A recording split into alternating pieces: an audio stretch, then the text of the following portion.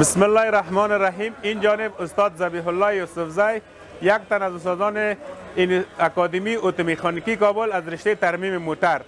امروز میخوایم دستگاهی را برای شما معرفی کنیم که دستگاه عارضه‌یابی موتر بدون بازکاری.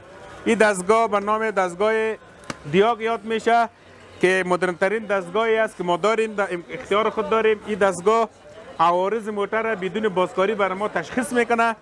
قسمی که شما این دستگاه را میبینین انواع کمپانی های موترسازی را که از آسیا باشه، اروپا باشه و یا ساخت امریکا باشه، این موترهایی که در صفحه یا در مینو شما میبینید که مانند کمپانی تویوتا، لکسس، بنز، مازدا، آیسیزو و کمپانی های مختلفی که هست، ما شما توسط از این دستگاه عارضه‌یابی میکنیم.